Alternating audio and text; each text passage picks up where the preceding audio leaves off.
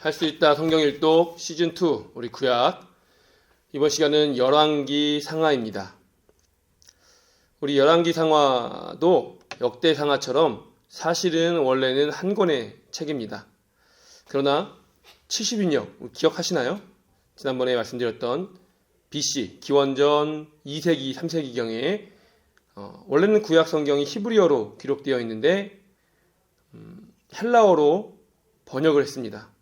구약 성경을요. 그걸 70인경이라고 부르는데 70인경 70인역에서 사무엘 상하를 사무엘서를 사무엘상과 하로 나눴고 또 열왕기서를 열왕기상과 하로 구분을 했습니다.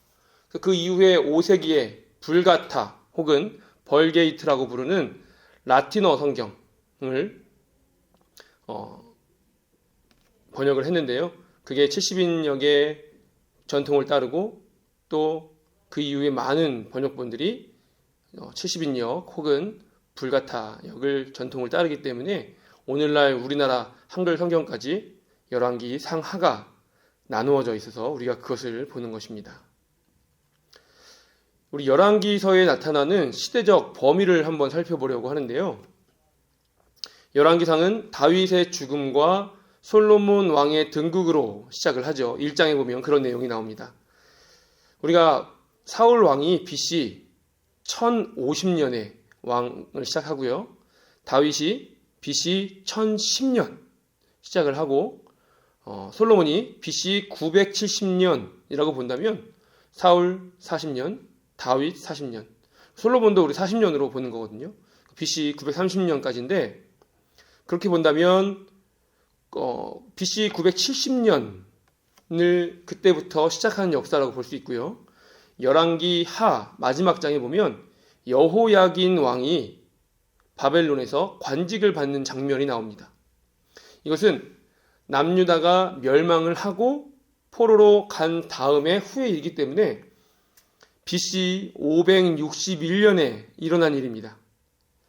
우리 시기로 따진다면 약 409년 정도의 기간이라고 할 수 있는데 우리가 우리나라 역사를 한번 본다면 고려 시대가 500년 조금 안 되는 시기고요. 또 조선이 500년 조금 넘는 시기인데 우리가 고려 또 조선 하면 우리나라의 찬란한 긴 역사라고 자부하고 있잖아요. 마찬가지로 열왕기서는 400년이 넘는 기간을 기록하고 있는 넓은 성경이라고 할 수 있습니다. 열왕기는 솔로몬부터 남유다 멸망, 그러니까 사실은 남유다가 멸망하고 나서 한 20여 년 더 지난 다음까지지만 사실상 우리 넓게 볼 때 솔로몬부터 남유다 멸망까지의 왕을 중심으로 한 역사다라고 할 수 있습니다. 우리 열왕기에 나타나는 왕들을 한번 살펴볼 텐데 어떤 왕이 있고 누가 있고 이렇게 살펴보려면 끝도 없으니까 우리 이스라엘의 세 번째 왕 솔로몬이죠. 솔로몬까지는 솔로몬이 처음에는 굉장히 하나님을 잘 섬기는 왕이었지만 말년에 가서 죄를 많이 짓고 우상 숭배를 많이 하죠. 그러나 하나님께서 솔로몬에게 내 아버지 다윗과 한 약속이 있기 때문에 너의 대에는 나라를 멸망시키지 않겠다, 나누지 않겠다라고 합니다. 그러나 솔로몬 아들 때에 북이스라엘은 여로보암이라는 사람이 일어나서 왕이 되고요.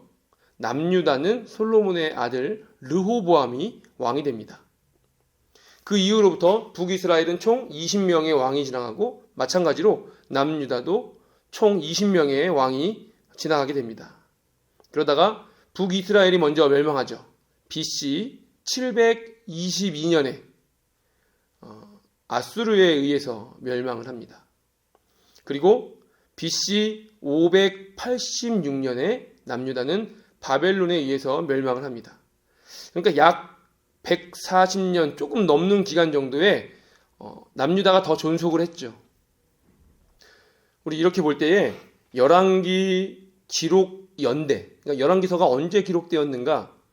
사실 성경이 고대의 문서이기 때문에 그런 것을 추정하는 것은 쉬운 일이 아닙니다. 그러나 BC 561년 BC 561년에 무슨 일이 일어났죠?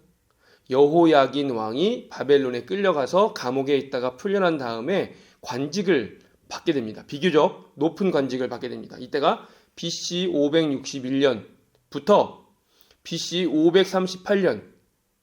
무슨 일이 있는지 아시나요? 포로기에서 귀환하는 때입니다. 귀환하는 해.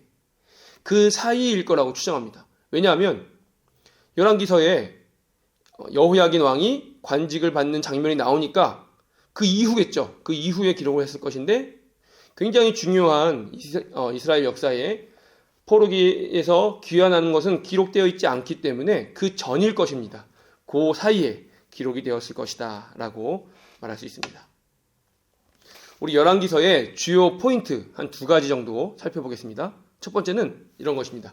왕이란 무엇인가? 왕이란 무엇인가? 이스라엘의 진정한 왕은 하나님이십니다. 사사기의 통치자는 사사였는데 결국에 사사 이 체제가 시스템이 성공했습니까? 실패했습니까? 실패했습니다. 왜냐하면 인간은 죄를 지을 수밖에 없는 존재이기 때문이죠. 왕이 생겼죠. 사울 왕부터 왕이 생기는데 이스라엘에 의해서 허락된 인간의 왕. 이 왕도 인간의 죄 때문에 실패한다는 것을 우리가 볼 수 있습니다. 열왕기서가 그것을 보여주고 있는 것이죠. 이스라엘의 역사기도 하지만 왕 중심의 역사이기 때문에 어떤 왕이 어떤 일을 했고 하나님 중심으로 살았는가, 하나님 중심으로 살지 않았는가. 그래서 이 왕은 다윗의 길을 따랐고 그래서 이 왕은 다윗의 길을 따르지 않기 때문에 하나님께 버림받았다. 이런 것이 열왕기 상하에 나오는 주요 골자의 내용들입니다. 이스라엘은 계속된 왕정 시대에 인간의 죄 때문에 실패한 역사다라는 것을 보여주는 성경입니다. 결국 이스라엘에 필요한 왕은 어떤 왕인가? 죄가 덜한 왕인가? 죄가 없는 왕인가? 결국엔 모두 실패하는 것이고 불가능하고 결국에는 하나님 한 분만 가능하시다라는 것을 보여주는 것이 열왕기서입니다. 두 번째로 신명기 신학을 한번 살펴볼 텐데요. 구약 성경에는 두 가지 신학이 흐르고 있습니다. 첫 번째는 신명기적 사관, 신명기 신학. 두 번째는 역대기 사관, 역대기 신학인데 첫 번째 신명기, 첫 번째 신명기 사관은 무엇인가 하면 하나님이 주시는 율법대로 행하면 복을 받을 것이고 하나님이 율법을 행하지 않으면 저주를 받을 것이다. 이것이 신명기 사관입니다. 그리고 역대기 사관은 그럼에도 불구하고 하나님은 우리를 버리지 않으시고 끝까지 사랑하신다. 이것이 역대기 신학입니다. 열왕기서에 흐르는 신학은 어떤 신학일까요? 신명기 신학이죠. 하나님을 따르는 왕은 다윗의 뒤를 따르는 왕은 복을 받을 것이고 잘 될 것이고 그렇지 않은 왕은 망한다라는 것이 이스라엘이 하나님을 따르는 왕일 때는 부유하고 강대하고 그러나 하나님을 제대로 섬기지 않는 왕으로 있을 때에는 약하고 외세의 침입을 받고 이런 것이 열왕기서이죠. 그렇기 때문에 열왕기서에는 하나님을 잘 섬기는 왕이었는지 이것이 성공에 대한 기준이고 실제로 그 기준으로 나라의 흥망성쇠가 결정이 되었습니다. 마지막으로 열왕기서의 주요 신학을 두 가지 살펴보도록 하겠습니다. 첫 번째는 방금 말씀드린 것처럼 신명기적 모세 언약입니다. 예전에 출애굽하고 나서 가나안에 정착한 이스라엘 선조들이 그랬던 것처럼 열왕기에는 반복해서 하나님의 율법을 깨뜨리는 내용이 반복해서 등장을 합니다. 열왕기에 나타나는 신명기적 모세 언약의 한 예를 한 가지만 말씀드려보면 우리 산당에 대해서 한번 말씀드려보겠습니다. 신명기에서는 하나님은 한 곳에서 예배해야 한다라고 말하고 있습니다. 그리고 혹시 나중에라도 산당이 있다면 산당은 파멸해야 한다라고 말씀하십니다. 왜냐하면 한 곳이 아닌 산당 등을 이용해서 여러 군데에서 예배를 하게 되면 그들이 결국에는 저항할 수 없는 유혹을 받게 될 것이다. 그것이 무엇일까요? 우상숭배입니다. 원래 산당은 이스라엘의 두 가지 목적으로 사용되었습니다. 하나는 하나님을 예배하는 여호와께 희생제사 드리는 용도입니다. 말이 안 되죠. 사실은 하나님이 한 곳에서 예배드리라고 하셨는데 원래는 안 되지만 성전이 건축될 때까지, 솔로몬 때에 성전이 건축될 때까지 마지못해서 용납이 되는 것을 우리가 볼 수 있습니다. 두 번째는 이방신에게 희생제사를 드리는 것인데요. 이방신을 예배함과 동시에 많은, 결국엔 뭐랑 연결이 되어 있을까요? 자본입니다. 자본, 경제.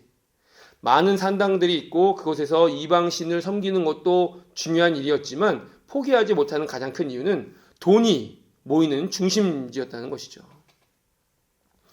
아까 말씀드린 것처럼 이스라엘이 나뉠 때 남유다는 르호보암, 북이스라엘은 여로보암을 중심이었는데 북이스라엘 백성들이 남유다로 계속해서 희생제사를 드리러 예루살렘으로 가니까 그것을 보기가 싫었던 여로보암은 북이스라엘에도 제사를 할 장소를 만들어 놓고 그곳에 금송아지를 만들어 놓고 섬기게 했습니다. 북이스라엘은 사실상 시작부터 잘못된 것이고 북이스라엘은 하나님을 기쁘시게 해드리는 왕이 하나도 없었다는 것을 우리가 주의할 필요가 있습니다. 두 번째로 다윗 언약입니다. 다윗 언약은 사무엘 하에 나타나는 내용인데요. 사무엘 하 7장 12절부터 16절을 보니까 이렇게 말씀하고 있습니다. 너의 수완이 차서 내 조상들과 함께 누울 때에 내가 내 몸에서 날 내 씨를 내 뒤에 세워 그의 나라를 견고하게 할 것이다. 그는 내 이름을 위하여 집을 건축할 것이요 나는 그의 나라 왕위를 영원히 견고하게 할 것이다. 나는 그에게 아버지가 되고 그는 나에게 아들이 되리니 그가 만일 죄를 범하면 내가 사람의 매와 인생의 채찍으로 징계하려니와.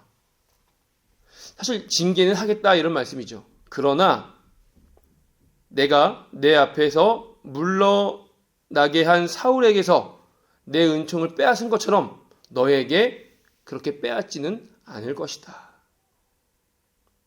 내 집과 내 나라가 내 앞에서 영원히 보존되고 너의 왕위가 영원히 견고하리라 하셨다 하라 라고 말씀하고 있습니다. 그렇기 때문에 열왕기서는 다윗이 중요하죠. 항상 하나님을 잘 섬기는 왕에서는 다윗의 뒤를 따랐다. 또 그렇지 않은 왕은 다윗의 뒤를 따르지 않는다. 다윗이 항상 중심이 되고 또 남유다가 중심이 되는 것을 볼 수 있습니다. 하지만 기억해야 할 것은 왕위가 영원하기는 하지만 그렇다고 불순종을 보고 그냥 지나치시지는 않을 것이다 라는 것이고요. 다윗 자손의 영원한 왕위는 결국에 인간 왕이 아니라 예수님까지 이어지고 예수님에 이르러서야 온전한 왕이 된다라는 것이 열왕기의 주요 신학입니다. 결국 다윗보다 위대한 후손이 나타날 것이고 그 왕은 인간의 죄로 인해서 실패할 일이 없다라는 것이 결국의 열왕기서에서 말하고 싶은 궁극적인 내용인 것입니다. 우리 이렇게 해서 열왕기서를 한번 살펴봤는데요. 열왕기서에는 참 많은 에피소드가 있습니다. 많은 선지자들과 관련된 일들, 왕과 관련된 일들이 있는데 그 모든 내용을 지금 이 자리에서 다 다루면서 함께 나눌 수는 없지만 지금 말씀드린 간단한 내용들, 간단한 신학들, 간단한 배경들을 기억하시면서 지금 읽는 부분에 이런 신학, 그 부분이 이런 부분이구나, 이렇게 나타나는구나 라는 것을 잘 기억하시면서 끝까지 완주하시기 바랍니다. 다음 시간에는 역대상하로 만나겠습니다.